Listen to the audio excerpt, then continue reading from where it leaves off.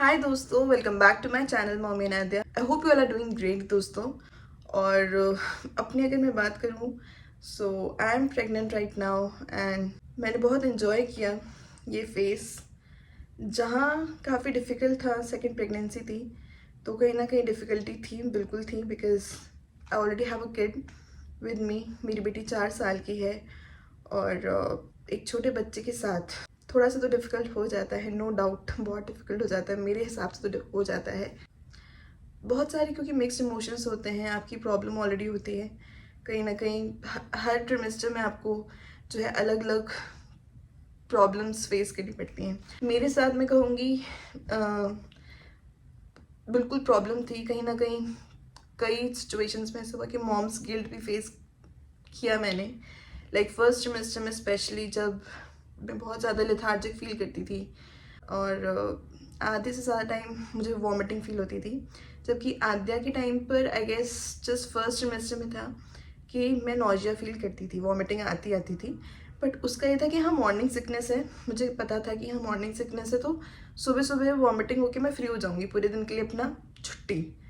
But इस time तो किसी चीज़ का कुछ पता ही नहीं था। मतलब एक तो जो सेंसिंग पावर होती है, जो स्मेलिंग पावर होती है, वो इतनी ज़्यादा बढ़ गई थी, इतनी ज़्यादा बढ़ गई थी। जहाँ मेरी नाक इतनी बेकार है कि मतलब अगर आप दूध उबल रहे हैं ना, तो वो उबलने की पूरी स्मेल नहीं आएगी, पता चला कई बार ही दूध निकल जाएगा।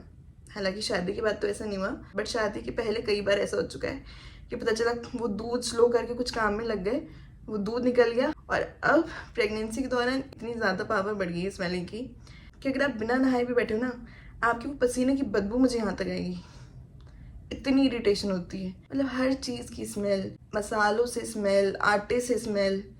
रोटी नहीं खा पाती थी, कम से कम महीने मेरे ऐसे बीते हैं दोस्तों। मेरे 5 महीने कितनी मुश्किल से बीते मुझे ही पता है। मतलब इस प्रेगनेंसी में मैं लिटरली परेशान हो गई थी, क्योंकि फॉर फर्स्ट 5 मंथ्स मुझे भूख नहीं लगती थी। कुछ भी मैंने अपने मनपसंद बनाया और वो जब खाने बैठी तो वो खाना लिटरली मतलब गले से नीचे नहीं आता था। खाने बैठी हूँ बड़े शौक शौक में, बनाया, कभी इडली बनाई, कभी पाव भाजी, कुछ ना कुछ मतलब मैं बनाती रहती हूँ, एक्सपेरिमेंट करती रहती हूँ। बट वो खाना जब बनाओ आप अपने मन को, फिर खा ना पाओ तो कितना दुख होता है। फिर इतना ज़्यादा लेथार्जिक फील होता था।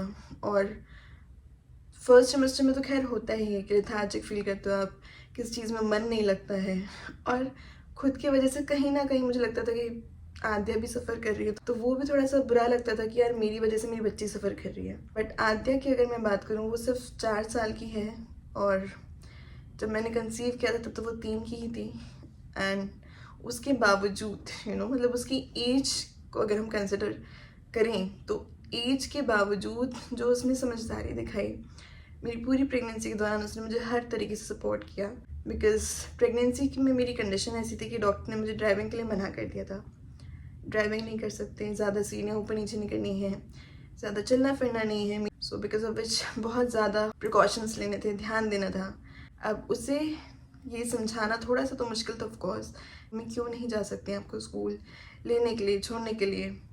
पर उसे समझाया, थोड़ा सा टाइम लगा, हाँ 1-2 दिन लगे, बट वो समझ गई। अब जनरली होता है कि कहीं ना कहीं मैं चलो ले गई, चलो आज यहाँ चल रहे हैं, वहाँ चल रहे हैं, अब वो चीज़ भी बंद। समझ गई। मैंने उसे समझाया कि बेटा मम्मा के पेट में जो है छोटू बेबी है, तो शी गॉट प्रिपेयर्ड, धीमे धीमे ही सही, बट हाँ वो समझ गई। और उसने हर चीज़ में मुझे सपोर्ट किया। लाइक अगर कोई चीज़ नीचे गिरी है तो मम्मा आप नहीं झुक सकती ना, आपके पेट में छोटू बेबी है, आप मत झुकिए, मुझे कहिए, मैं उठा के दूंगी। छोटी छोटी चीज़ों का ध्यान रखना कि मम्मा तेज़ मत चलिए, आप मेरा हाथ पकड़िए, और आप मेरा हाथ पकड़िए, आप नीचे नहीं झुक सकती। अगर मैं लेटी हूँ, अगर मैं लेट रही हूँ तो मुझे क्वेश्चन देना, पिलो देना कि मम्मा आप ये लगा लो सपोर्ट के लिए। दोस्तों फैमिली हस्बैंड के साथ जो एक एडिशनल सपोर्ट था, वो था मेरी बच्ची का थ्रू आउट। मुझे कभी कभी ये लगता है कि अगर आद्या नहीं होती तो क्या होता। Because there are so many times जब आप सैड फील करते हो, ग्लूमी फील करते हो, मूड स्विंग्स होते हैं, कई बार मूड स्विंग्स होते हैं। बट उस टाइम पर आपके बच्चे किस तरीके से आपका मूड लिफ्ट अप कर देते हैं, आपको पता भी नहीं चलता। So I am very much thankful to god कि इस दौरान मेरे साथ आद्या थी, apart from everyone else of course.